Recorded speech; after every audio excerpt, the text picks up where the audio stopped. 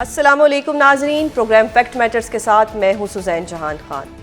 भारतीय वजीर आजम नरेंद्र मोदी के दौरे हुकूमत में भारत की नाम नहाद जमहूरियत का असल चेहरा एक बार फिर दुनिया के सामने बेनकाब हो गया है। United state commission on international religious freedom ने भारत में शिद्दत पसंदी, मजहबी आज़ादी और माइनॉरिटीज़ के साथ होने वाले सलूक पर एक तफसीली रिपोर्ट शाया कर दी है। रिपोर्ट के मुताबिक भारत में साल 2024 के दौरान मजहबी आज़ादी मजीद खत्म हो गई है, शिद्दत पसंदाना हमलों में इजाफा हुआ है। नाजरीन, पाकिस्तान से शिकस्त के बाद भारत की जग हसाई का सिलसिला भी जारी है। भारतीय फिजाइया के त्यारे सिर्फ जंगों में नहीं गिरते बल्कि एयर शो के दौरान भी जमीन बोस हो जाते हैं। गुज़श्ता रोज दुबई एयर शो के दौरान भारतीय त्यारा गिरकर तबाह हो गया, जिसके नतीजे में पायलट हलाक हुआ। दुबई एयर शो के आखिरी रोज भारतीय लड़ाका त्यारा तेजिस को पेश आने वाला यह हादसा 1989 से हर दूसरे साल मुनक्किद होने वाले दुबई एयर शो में पहला मोहलिक हादसा है। दुनिया भर में भारत की जग हसाई का सबब बनने वाले इस हादसे और अमरीकी रिपोर्ट में दिखाए गए भारत के असली चेहरे पर बात करेंगे। हमारे साथ मौजूद हैं दिफाई तज्जियाकार air commando retired Khalid Chishti. बहुत शुक्रिया सर, प्रोग्राम में अपना कीमती वक्त देने के लिए। सर, समटाइम ऐसा होता है कि अल्लाह ताला बहुत से लोगों को एक्सपोज करता है और टाइम के साथ वो मजीद एक्सपोज होते रहते हैं, लेकिन अभी जो कल एक वाकया हुआ उसमें मैं कुछ खुशी का इजहार तो नहीं करूँगी। दुबई में जो एयर शो हुआ उसमें जो इंडिया का इख्तियारा था वो तबाह हुआ, पायलट की जान भी गई। How do you see this, कि क्या ये इंडियंस के फेलियर को दिखाता है कि उनकी फ़ौज नाकाम हो जाती है, या कोई सिचुएशन ऐसी होती है कि वो कंट्रोल नहीं कर सकते? लेकिन ऑन द अदर हैंड अगर बातें की जाएँ, जो इनकी ये शो मारते हैं वो इतनी ज़्यादा होती हैं जिसके ऊपर बाद में यूएस कांग्रेस भी एक स्टैंप लगा देती है कि जी पता लगता है कि पाकिस्तान ने इनके त्यारे भी गिराए थे, और एक प्रॉपर स्टैंप लगती है। बट अभी जो मैं जानना चाह रही हूँ वो ये है कि जो हादसा हुआ है कल, इसमें पायलट की गलती थी, कोई गफलत थी, या कोई टेक्निकल इशू था? जी, बहुत शुक्रिया सुजैन, आपने इनवाइट किया और शुक्रिया आपका, वेट भी आपने किया, लेकिन एक ज़रूरी कॉल थी जिसकी मैं तफसील अभी शेयर करता हूँ आपके साथ थोड़ी सी। वो ये है कि जो आपने एक्सीडेंट के बारे में पूछा, पहले तो देखिए as a human being, as a rival fighter pilot, क्योंकि ये कॉम्बैट किल नहीं थी, और मैं कल से तमाम चैनल्स पर कह रहा हूँ कि मैं अपनी सिंपथीज और अफसोस ऑफर करना चाहूँगा टू द फैमिलीज ऑब्वियसली जो उनकी थी, विंग कमांडर सियाल की। दूसरा ऑब्वियसली इंडियन एयरफोर्स के साथ भी हमदर्दी, क्योंकि देखिए कॉम्बैट किल में सेलिब्रेशन बनती है। जी। और मैं फर्स्ट टाइम आपके चैनल पे पाक फिजाइया की तरफ से भी मेरी हाई ऑफिशियल से बात हुई है, और वो भी as a combat obvious trivial अपनी जगह है, लेकिन क्योंकि हमारा कंटेस्टेड स्काइज के अंदर मुकाबला हो तो हम शूट करके खुशी महसूस करते हैं। लेकिन जब पीस टाइम में इस तरह का जानी नुकसान हो तो वो हम सेलिब्रेट नहीं करते हैं, चाहे वो ट्रू। उनकी कमजोरियों की वजह से हो या कोई टेक्निकल फॉल्ट की वजह से हो। एग्जैक्टली। पहली बात तो ये है। तो मैं आपके चैनल के तवज्जुह से पहली दफा ऑब्वियसली पाक फिजाइया के बिहाफ पे भी ये उसकी फैमिली को और ऑब्वियसली ग्रीव जो उनकी जो वाइफ हैं उनको भी कॉन्डोलेंस ऑफर करना चाहता हूँ। सर, एक बात। ये ग्रेटनेस है हमारी पाक अफवाज की, पाक फिजाइया की, कि हम में इतना ज़र्फ है कि हम जो चीज़ बुरी है, जो गलत है, हम उसको गलत करते हैं, हम अफसोस भी करते हैं। But on the other hand जो हमारा दुश्मन है उसमें इतना ज़र्फ नहीं है। हमें दुश्मन भी ऐसा मिला है कि जिसमें इतना ज़र्फ नहीं है। अभी सर एक रिपोर्ट भी आई है जिसमें पता लगा है कि वहाँ पे फ्रीडम ऑफ रिलीजन नहीं है, और जो मोदी साहब फरमाते हैं हिंदुत्व का एक उनका नज़रिया है, इसको आप कैसे देखते हैं? क्योंकि वहाँ पे माइनॉरिटीज़ के साथ बहुत बुरा सलूक किया जाता है, फिर चाहे वो मुसलमान हो, क्रिश्चियंस हो, सिख हो, वहाँ पे ये हर वक्त कोई ना कोई कॉन्फ्लिक्ट रहता है, और जितना प्रेस किया जाता है माइनॉरिटीज़ को वो कहीं पे भी नहीं किया जाता। इस पे आपको लगता है कि इंटरनेशनली कोई इन पे प्रेशर डालना चाहिए, या कोई ऐसी इकदामात उठाने चाहिए कि एक तो ऑलरेडी इंडिया एक्सपोज हो चुका है, लेकिन ये जो वहाँ पे एक जुल्म जारी है वो जुल्म तो कम से कम रुक सके? जी, बहुत अच्छा सवाल आपने किया है, और इसके लिए मैं एक थोड़ी सी इवन शॉर्ट हिस्ट्री की तरफ इशारा करूंगा। देखिए, हिंदुस्तान में जब भी इलेक्शन होते हैं, आप कभी नोट नहीं करेंगे कि दुनिया में इतनी बड़ी पॉपुलेशन हो, 1.4 बिलियन लोग हों, और वो एक अपने से ऑलमोस्ट 6 गुना शायद हम छोटे हैं उनसे पॉपुलेशन में अंदाजन। मिलिट्री में पता नहीं तीसरे नंबर पर हैं हम उनके मुकाबले में, इकोनॉमी में हमारा मुकाबला ही कोई नहीं हिंदुस्तान के साथ, लेकिन वो वोटर्स को डराते हैं इतने छोटे मुल्क से। ये शायद हमें कॉम्प्लीमेंट भी है, शायद हमारे लिए एजाज की बात है, लेकिन मुझे बाज़ दफ़ा अफसोस भी होता है। इतना बड़ा मुल्क है, इतनी बड़ी उनकी फोर्सेस हैं, इतना बड़ा बजट है, इतनी पॉपुलेशन है, इनसिक्योरिटी तो हमेशा बड़े से होती है कि वो आ जाएगा। बचपन में हम सुनते हैं शेर आ जाएगा, ये हो जाएगा, तो बड़े से डराया जाता था। तो ये एक आई डोंट नो, इसमें प्राइड लेना चाहिए मुझे, या अफसोस करना चाहिए कि वो हमारा नाम ले लेके पाकिस्तान के खिलाफ स्लोगन कर करके लोगों को इनसिक्योरिटी डेवलप करके, और फिर यही जो आपने कही बात के मुसलमानों के, ईसाइयों का और दूसरे मजहबों के दरमियान तफरका डालकर एक को डिस्क्रिमिनेट करके या आइसोलेट करके, शायद एक एलिमेंट ऑफ इनसिक्योरिटी, या शायद जो हिंदू डोमिनेंट जाहिर है एक पॉपुलेशन है, बुरे नहीं हैं, उनको शायद एक फीलिंग डेवलप की जाती है हेटेड की, और उनको ये बताया जाता है कि ये अगर इनको हमने अपने करीब किया या क्लोजनेस की या बॉन्डेज की या मोहब्बत की तो शायद ये इनसिक्योरिटी हो जाएंगी। मैं कायदे आजम पे को 20-22 साल से काम कर रहा हूँ, उनकी मुझे कोटेशन याद आती है, आपने बात की तो मुझे अभी अभी याद आई है कि जी। देखिए जब पाकिस्तान बनने जा रहा था तो बहुत कुछ मुसलमान लीडर थे, मुसलमान, उन्होंने पाकिस्तान की मुखालफत की थी, और कायदे-आज़म ने बड़ा खूबसूरत जुमला 1946 में बोला था, तकरीबन देखिए 80 साल हो गए उसको। अंग्रेजी में उन्होंने कहा था, मैं उर्दू में कोशिश करता हूं। उन्होंने मुसलमानों को जो मुखालफत कर रहे थे पाकिस्तान की, उनको खिताब करते हुए कहा था कि जो मुसलमान इस वक्त पाकिस्तान बनाने की मुखालफत कर रहे हैं, उनकी आने वाली नस्लें हिंदुस्तान के साथ अपनी लॉयल्टी साबित करने में गुजारेंगी। बिल्कुल। और वो आप हो जरा रहा है। विजुलाइज करें, व्हाट अ विजन, बिल्कुल। क्या विजन थी एक लीडर की। उन्होंने कहा आज भी देख लिए जो हिंदुस्तान में रह गए, चाहे वो चॉइस से रह गए या गलती से रह गए या बेबसी से रह गए, आज भी उनको अपनी लॉयल्टी हिंदुस्तान से साथ साबित करनी पड़ती है ट्रू। रोजाना की बुनियाद पर कि हम पहले इंडियन हैं, बाद में कुछ मुसलमान हैं या कुछ और हैं। और वो जाहिर एक्सप्लॉयटेशन आपने नोट कर ली होगी। खास तौर पर देखिए, मैं जवानी में नौजवानी में हिंदुस्तान में जब कांग्रेस की हुकूमत होती थी तो मुझे इतनी नफरत नजर नहीं आती थी एज अ पार्टी मुसलमानों का, बल्कि बहुत सारे प्रोमिनेंट लीडर जो मुसलमान थे वो कांग्रेस में शामिल थे, इंडियन कांग्रेस में। अब मैं बिल्कुल। देखता हूं कि उन्होंने एंटी मुस्लिम, खास तौर पे मुसलमान, इतनी ज्यादा एक नफरत पैदा कर दी है।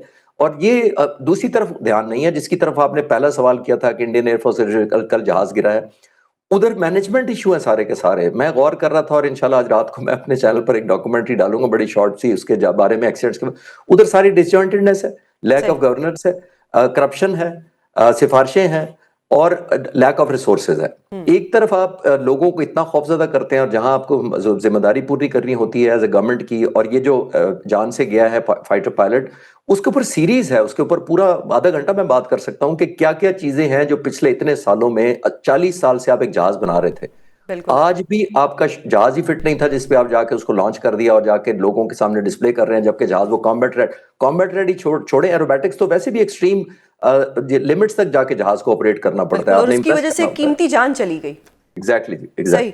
सर, अभी आने वाले दिनों में क्या पाक भारत ताल्लुकात बेहतर होंगे या कोई कॉन्फ्लिक्ट आ सकता है? इस पे आपकी क्या राय है? थोड़ा सा जो अफगानिस्तान के बारे में मैं पिछले दिनों से कहता आया हूं, अब मुझे इंडिया की तरफ भी मजबूरन कहना पड़ता है, नॉट बाय चॉइस। तालिबान के बारे में किसी ने मुझसे पूछा था कि हम अफगानिस्तान के साथ स्टेबल क्यों नहीं हो सकते, तो मैंने एक बयान दिया था या टॉक में कहा था कुछ, मैंने कहा था कि अफगानिस्तान के लिए, इन तालिबान के लिए जो हुकूमत में है इस वक्त, उनके लिए इंस्टेबिलिटी इज देयर स्टेबिलिटी। और वो समझते थे कि जितनी इंस्टेबिलिटी होगी पाकिस्तान के साथ अंदर अफगानिस्तान में, जितना अफरी तफरी होगी, लॉलेसनेस होगी, टेररिज्म होगी, उतना ही हम रेलिवेंट रहेंगे, दुनिया हमारी मदद करने को आएगी। अब मुझे लगता है प्राइम मिनिस्टर मोदी का भी शायद यही फार्मूला है, वो समझते हैं कि जितना पाकिस्तान के साथ रिलेशन में इंस्टेबिलिटी होगी उतनी मेरी पॉपुलैरिटी बढ़ेगी, और वो बिहार के इलेक्शन ने साबित कर दिया, 243 सीटें थी, 203 जीत गए। तो इसका मतलब है कि लोगों को शायद वो खौफ पैदा करने में कामयाब रहे कि जनाब मेरा नारा ऐसा जबरदस्त है, पाकिस्तान को सबक सिखा देंगे, और वो मिलिट्री की जो लेकिन वॉर फिर इससे तो पता लगता है कि उनके लोगों की सोच भी बहुत छोटी है। जो वहां पे लोग हैं उनकी सोच भी फिर इतनी है कि वो मजीद अपना फ्यूचर नहीं देख रहे, वो बस सिर्फ एक पाकिस्तान के नारे पे जो है वोट दे रहे हैं। तो जहन देखिए, लोग इमोशनल होते हैं, ये लीडर्स की जिम्मेदारी होती है कि उनको इमोशनल को सही डायरेक्शन में कन्वर्ट किया जाए, true. Value so add true. की जाए, सोच को सो ट्रू। एक पॉजिटिविटी तरह कन्वर्ट करवाया जाए। देखिए लोग बहुत ज्यादा, और इंडिया में भी इसी तरह पॉवर्टी है, हमसे कहीं ज्यादा शायद पॉवर्टी होगी, हुकूमत अमीर है इसमें कोई शक नहीं, उनके रेवेन्यूज हमसे ज्यादा है, लेकिन आम सड़कों पर जाके देखें ना उनका क्या हाल है। तो आई थिंक जो हेल्पलेसनेस होता है वो इनसिक्योर जल्दी हो जाता है, और जब बिल्कुल। एक लीडर हेल्पलेसनेस को एक्सप्लॉइट करे एक पॉलिटिकल गेन के लिए, तो फिर वो टेम्परेरी इलेक्शन जीत जाते हैं और एक खौफ पैदा करके। लेकिन लीडर की जिम्मेदारी ये नहीं होती कि अपने इंटरेस्ट के लिए ये करे, लीडर की बिल्कुल। जिम्मेदारी ये होती है कि मुल्क को जो सही डायरेक्शन बनती है। देखिए आखिरी पॉइंट इस सवाल के जवाब में ये है कि हम ऑलमोस्ट 1.9 बिलियन के करीब पॉपुलेशन है इस एरिया की, बांग्लादेश, श्रीलंका, भूटान, पाकिस्तान, इंडिया, तो सारा इंस्टेबल है। हम तकरीबन 22 से 23% दुनिया की पॉपुलेशन है, हम बिल्कुल। 5% आपस में ट्रेड करते हैं सारे मुल्क मिलकर। किसकी वजह से? भूटान, नेपाल, बांग्लादेश, श्रीलंका और पाकिस्तान की वजह से? जवाब है नहीं, इंडिया की वजह से। India true. को लीड लेनी चाहिए, ग्रेसफुल रहना चाहिए, इसको ट्रेड म्यूचुअल सर, हम डेवलप आपने करें। अभी ये जो बात की कि इंडिया को लीड लेनी चाहिए, ग्रेसफुल रहना चाहिए, आपने अफगानिस्तान की बात भी की। इस वक्त पाक अफगान ताल्लुकात भी कुछ ठीक नहीं जा रहे, और ग्रेसफुल आपने कहा, तो इंडिया जो है वो कभी भी ग्रेसफुल नहीं रहा। ये इस वक्त जो तालिबान है या अफगानिस्तान है उसको हमारे अगेंस्ट यूज कर रहा है। डू यू थिंक ये सिचुएशन जो है ये फ्यूचर में पाकिस्तान के लिए कोई थ्रेट बन सकती है, क्योंकि दो सरहदें हैं पाकिस्तान के साथ, जिसमें एक इंडिया है एक अफगानिस्तान है, तो क्या कोई फ्यूचर में कोई टफ टाइम आ सकता है खुदा ना खास्ता पाकिस्तान के लिए?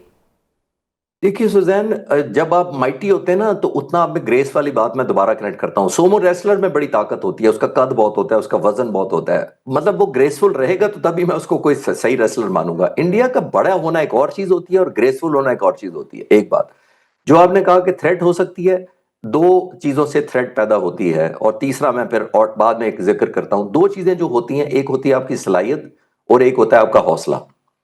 हौसला हमने देख लिया मई में क्या था, लेकिन सलाहियत हिंदुस्तान में अभी 4 महीनों में उन्होंने क्या एडवांटेज अचीव कर लिया सलाहियत बिल्ड करने में। बल्कि उनके 2 स्क्वाड्रन थे MiG-21 के, तकरीबन 45 जहाज, वो तो माइनस हो गया।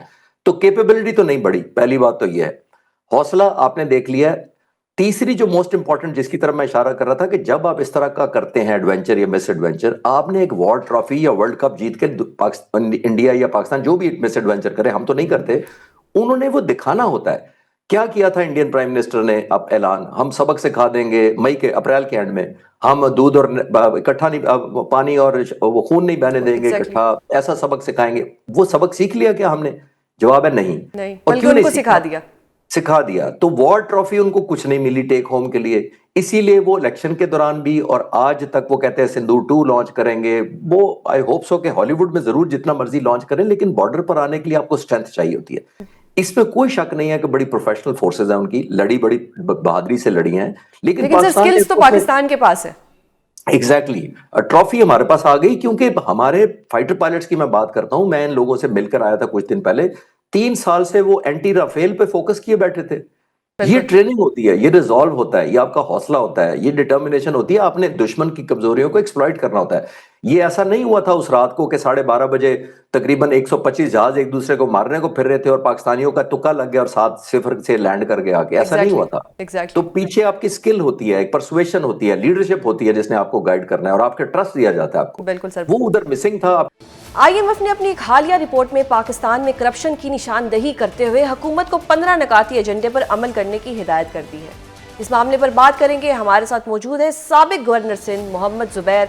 बहुत शुक्रिया सर प्रोग्राम में अपना कीमती वक्त देने के लिए। सर एक रिपोर्ट आती है आईएमएफ की जिसपे यह भी इल्ज़ाम लगता है कि ये 3 माह पहले आ चुकी थी, लेकिन इसको 3 माह बाद शाया किया गया या पब्लिक किया गया है। तो वो रीज़न हम आपसे जानना चाहते हैं कि ऐसा क्यों हुआ। सेकेंडली, ये एक चार्जशीट लग रही है हमें हुकूमत के खिलाफ। सो डू यू थिंक कि कुछ ऐसा है या ये बस वैसे ही आईएमएफ ने एक रिपोर्ट बना दी है, जबकि हमारी हुकूमत तो सब कुछ ठीक कर रही है, सब कुछ हमारा परफेक्ट जा रहा है, लेकिन IMF on the other hand कुछ और कहती है। क्या कहेंगे आप इस पे? एक तो आपने आई थिंक सबसे इम्पोर्टेंट क्वेश्चन ये है कि हुकूमत क्यों होल्ड किया हुआ था इसको 3 महीने तक। ये बड़ा इम्पोर्टेंट क्वेश्चन है। जाहिर है उसके जो कंटेंट्स हैं वो अब जब सामने आए हैं तो पता चला कि there was reason behind this thing, कि हुकूमत नहीं चाहती थी कि इसको पब्लिश करे और पब्लिक में ये इंफॉर्मेशन जाए। लेकिन जो आईएमएफ की शराइत हैं उसमें जो नेक्स्ट ट्रांश है वो दिसंबर में रिलीज होनी है, और बिल्कुल। उसकी एक कंडीशन थी कि ये पब्लिक करेगी पाकिस्तान की हुकूमत ये रिपोर्ट। अगर ये पब्लिश ना करती तो आईएमएफ प्रोग्राम जाहिर है मुश्किल बहुत आ जाती, और उस ट्रांश को लेने के लिए इन्होंने ये रिपोर्ट पब्लिश की है। And what it says is, जाहिर सी बात है, एक हिला देने वाली रिपोर्ट है।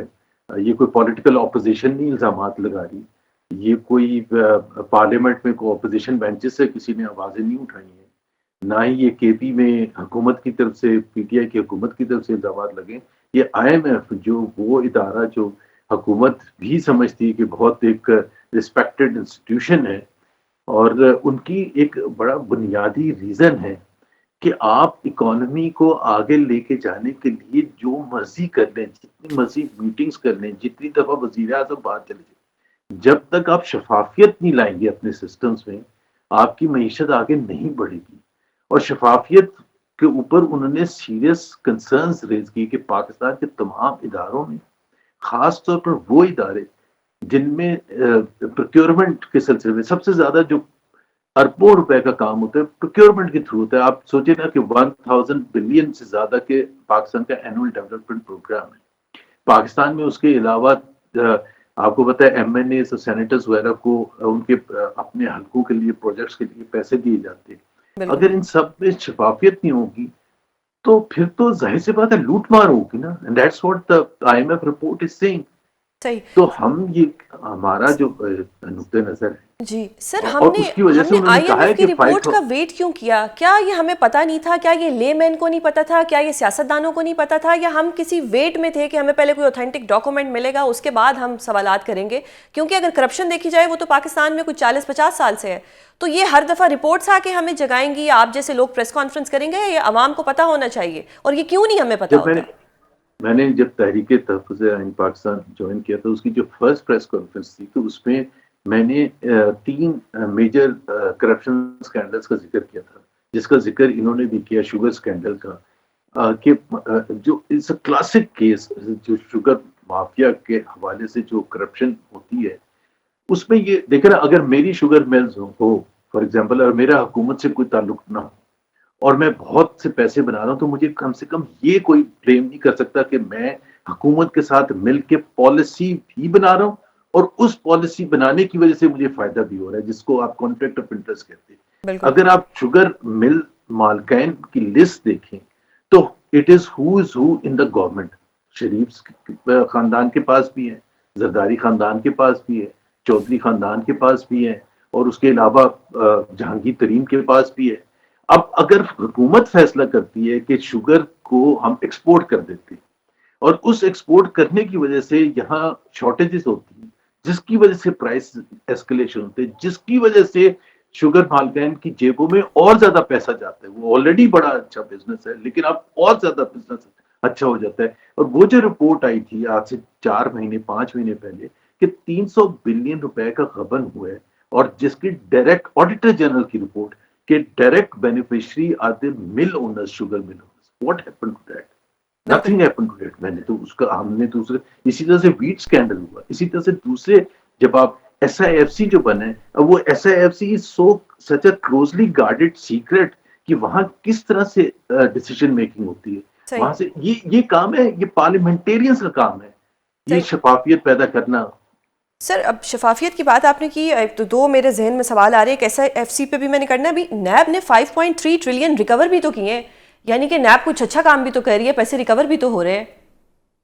तो मैंने आज प्रेस कॉन्फ्रेंस में ये सवाल पूछा है कि 5.3 ट्रिलियन एक बहुत बहुत बड़ी रकम होती है, नो डाउट। अब 5.3 ट्रिलियन अगर ये केपी के बजट से भी 3 टाइम्स है, ये सिंध के बजट से भी ट्वाइस है, तो आप खुद उसकी नोयत उठाएं। तो मेरा सवाल ये है कि 5.3 ट्रिलियन आपने रिकवर किए, वो कौन असहाब हैं जिनसे, या इंस्टीट्यूशंस हैं जिनसे आपने रिकवर किए? exactly. हमें वो लिस्ट दें, पब्लिक करें, और फिर उनको क्या आपने अकाउंटेबिलिटी उसकी की है। सबसे बड़ी देखें, एक तरफ तो शफाफियत है, दूसरी तरफ अकाउंटेबिलिटी है कि अगर किसी ने कोई गलत काम किया, तो आपने देखा किसी को गलत काम पर कोई सजा मिलते हुए?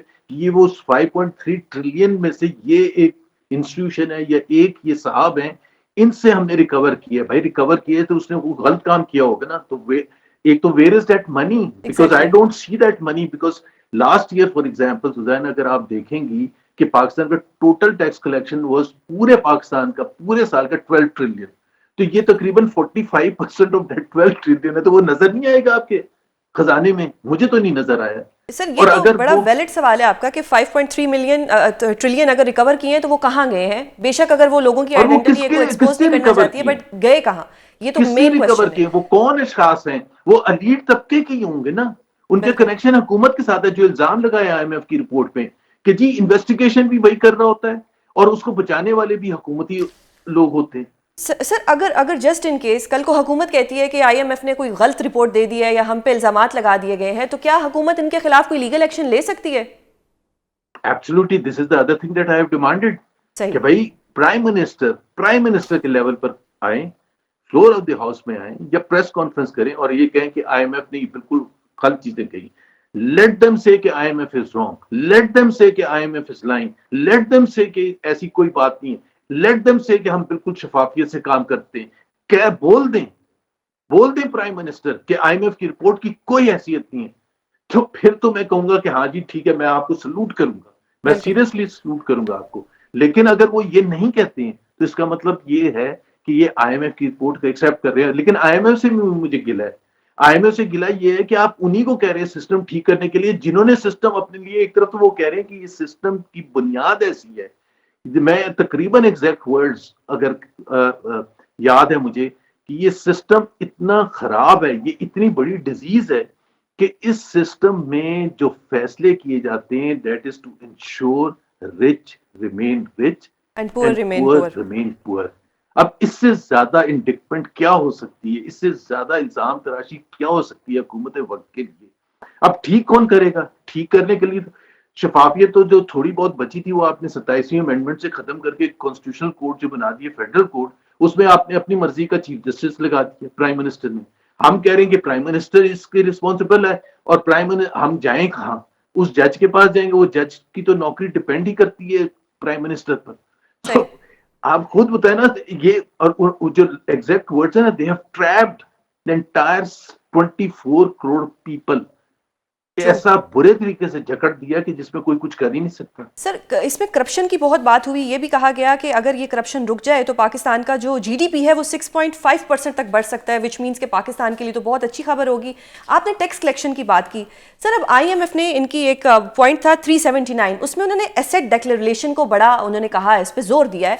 और अगर मैं बात करूं ओवरऑल हर चीज़ की, तो पहले ये होता था कि जितने भी सरकारी लोग होते थे या पार्लियामेंटेरियन होते थे उनकी एक टैक्स डायरेक्टरी एफबीआर पब्लिश करता था, जो कि बड़े सालों से पब्लिश नहीं हुई। अब आईएमएफ ने यह भी कह दिया है कि जो सरकारी मुलाजमीन है उनकी और उनकी फैमिली के एसेट्स भी जो है वो पब्लिक होने चाहिए। आपको लगता है कि एक बेहतर इकदाम है ताकि अवाम को भी पता लगे कि जो हमारे पार्लियामेंटेरियंस हैं, जो सरकारी अफसरान हैं, इनके पास इतने पैसे कहां से आते हैं? पहली बात तो ये होना जरूर चाहिए, लेकिन मेरे से अगर आप पूछेंगे मुझे इस पूरे निजाम, the whole system is rotten, तो मुझे आप ये, जब हम कह रहे हैं कि जिन्होंने रॉटन बनाया है, जिन्होंने जानबूझ के रॉटन बनाया है ताकि rich remains rich and poor remains poor, हम उससे एक्सपेक्ट करते हैं अगर वो डायरेक्टली छाप भी देंगे तो उसकी क्रेडिबिलिटी जो है, उसके जो उस पर ट्रस्ट है, वो किसका ट्रस्ट होगा कि ये इसकी कोई नंबर्स की कोई क्रेडिबिलिटी है जो शो किए जा रहे हैं? तो सबसे बड़ा मसला जो है ना, वो सबसे बड़ा मसला यही है। बिल्कुल सर, एक और सवाल आपसे करना चाहूँगी। पाकिस्तान की जो इस वक्त सिचुएशन है और जो 27वीं तरमीम हुई है उस पर आज वकला बरादरी ने भी एहतजाज किया है, पहले लाहौर में हुआ फिर सिंध में हुआ। 27वीं तरमीम से जो मेन चीज़ जो है वो तो कॉन्स्टिट्यूशनल कोर्ट्स हैं, या फिर कोई इम्यूनिटी की बात अगर की जाए, how do you see this कि वकला जो एहतजाज कर रहे हैं फेडरल कॉन्स्टिट्यूशन कोर्ट्स को लेके कर रहे हैं? एक तो ये सवाल, दूसरा एक सवाल मेरे जहन में वैसे ही आता है क्योंकि पीटीआई वाले ये इंप्रेशन देते हैं कि जो फेडरल कॉन्स्टिट्यूशनल कोर्ट्स हैं ये इमरान खान साहब के केसेस की वजह से बनाई गई हैं। एक और चीज मेरी एक नाकिस राय में कि constitutional courts has nothing to do with Imran Khan cases, आप इस पे अगर कुछ रोशनी डाल दें। It has everything to do with Imran Khan. It has everything to do with protecting the government of Pakistan.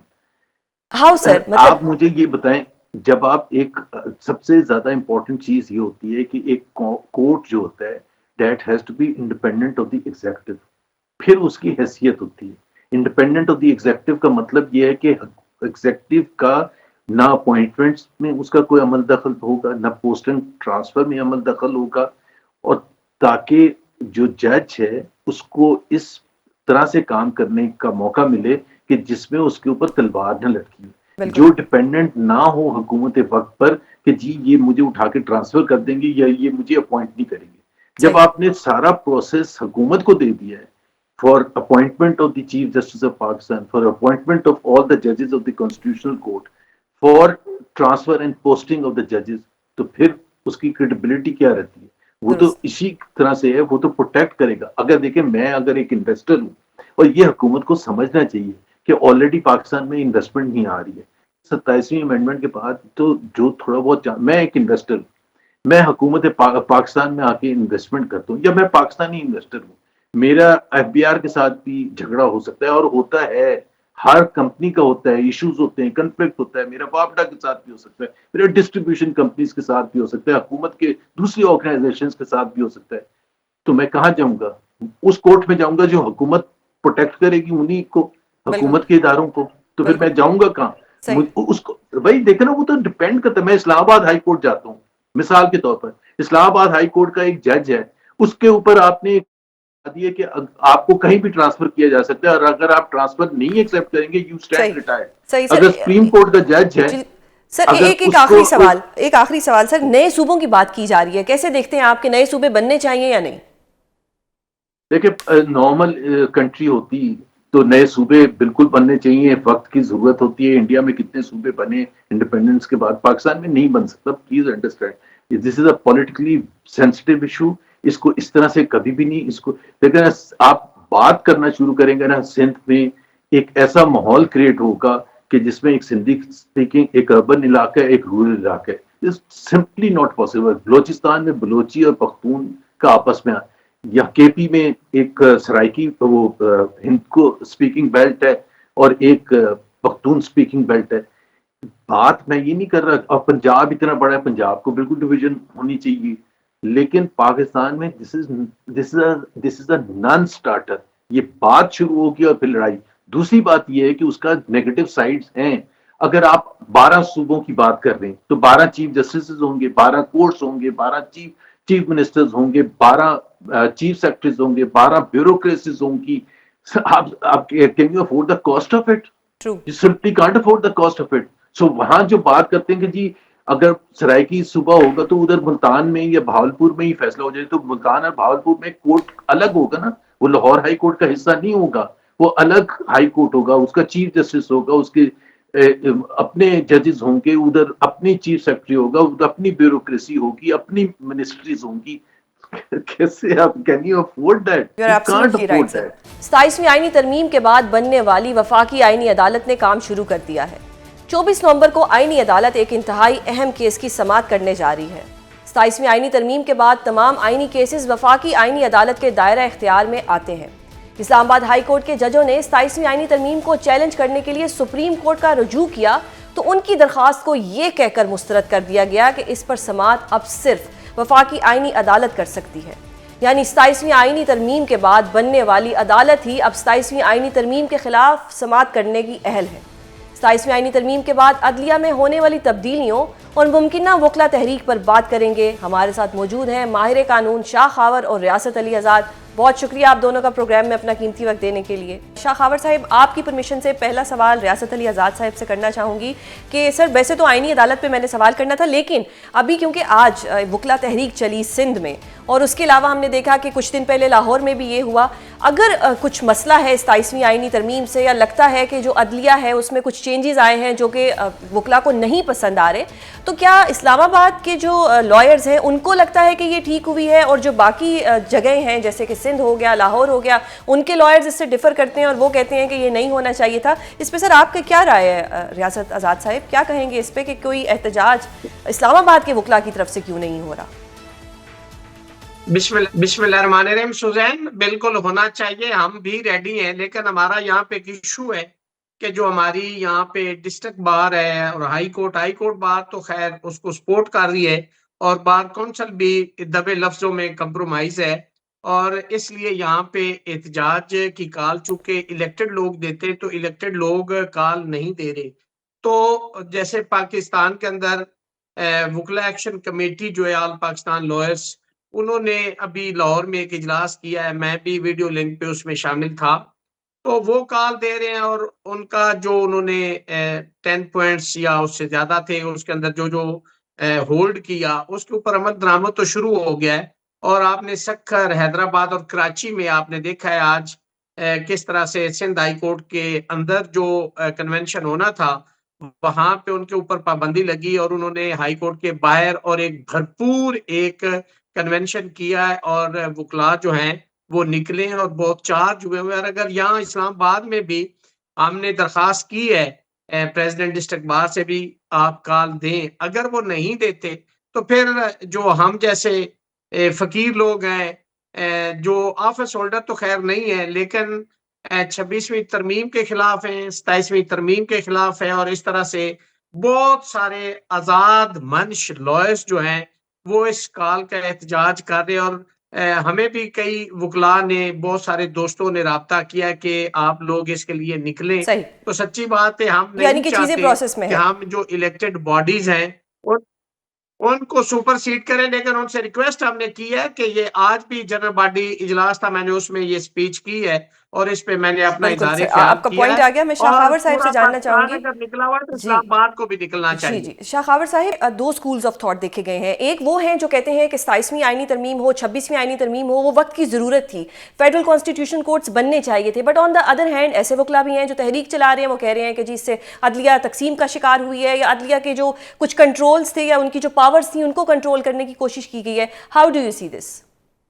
देखिए, बात ये है कि इस दो स्कूल ऑफ थॉट्स बिल्कुल लॉयर्स में मौजूद हैं। एक जो है वो बिल्कुल इसका हिमायती है और वो कहते हैं कि दोनों बिल्कुल वक्त की जरूरत थी और बड़ी कंसिस्टेंट डिमांड थी और ये होनी चाहिए थी और हो गई। और जैसे अभी रियासत अली आज़ाद साहब हैं, ये एक डिफरेंट व्यू रखते हैं, हमारे भाई हैं, इनका पूरा हक है कि ये अपना व्यू रखें। और उनका ख्याल ये है कि शायद ये अदलिया की आज़ादी के ऊपर जो है एक वार है या उसको कंप्रोमाइज किया गया है।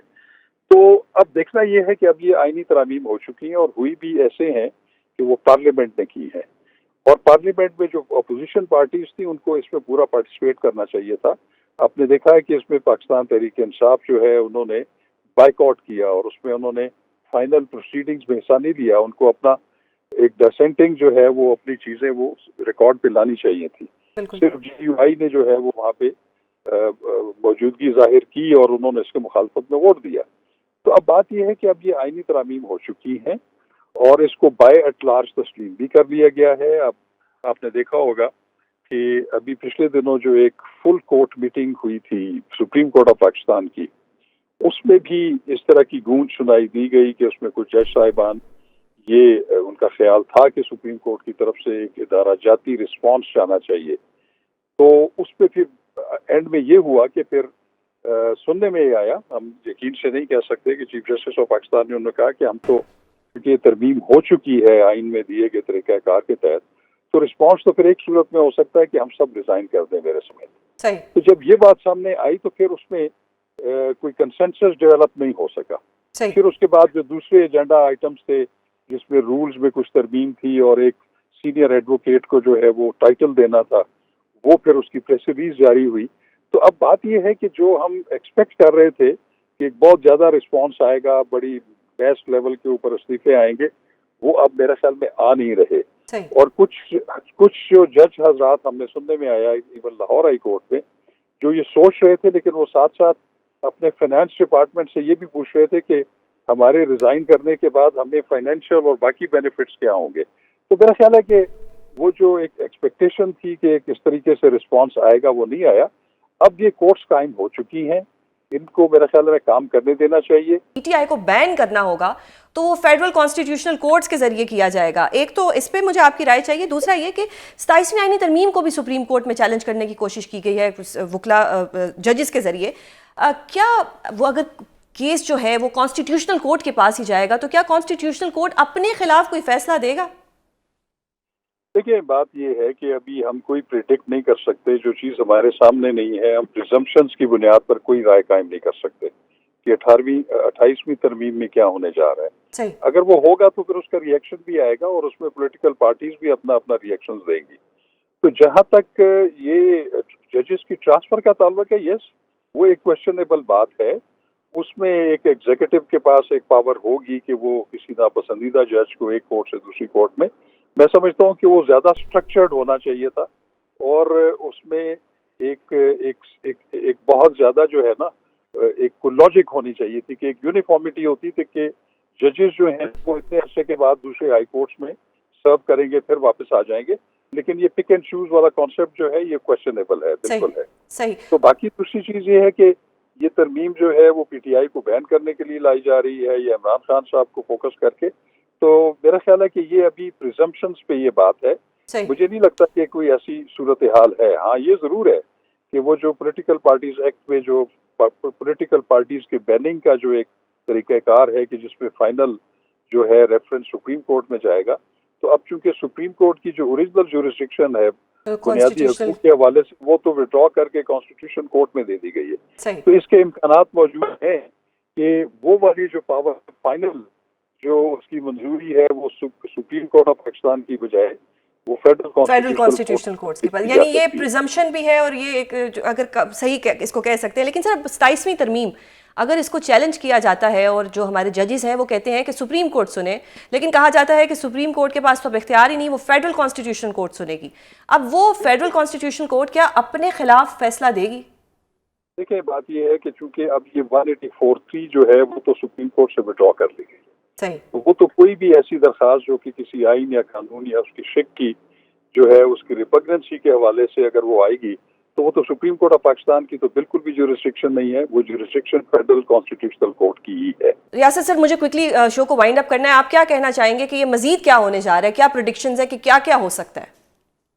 देखिए 186 जो आर्टिकल उसके तहत एडवाइजरी जुरिस्डिक्शन जो है वो फेडरल कॉन्स्टिट्यूशनल कोर्ट को दे दी गई है। कल को जैसे हम पॉलिटिकल लोगों के रोज बयान सुनते हैं कि केपी में गवर्नर राज लगा देंगे, अगर वो लगा देते हैं तो उसका रेफरेंस जो होगा वो भी फेडरल कॉन्स्टिट्यूशनल कोर्ट को जाएगा और यही फेडरल कॉन्स्टिट्यूशन कोर्ट, जैसे उन्होंने सिविलियन का ट्रायल लेजिटिमेट करार दिया मिलिट्री कोर्ट में, वो इस रेफरेंस को भी पॉजिटिव आंसर करेंगे जिसके बहुत भयानक नतायज हो यानी कि सकते आप हैं। कह रहे हैं कि केपी में गवर्नर राज लग सकता है फेडरल कॉन्स्टिट्यूशनल कोर्ट्स के जरिए, पीटीआई को बैन किया जा सकता है फेडरल कॉन्स्टिट्यूशन कोर्ट्स के जरिए, ये आप कहना चाह रहे हैं?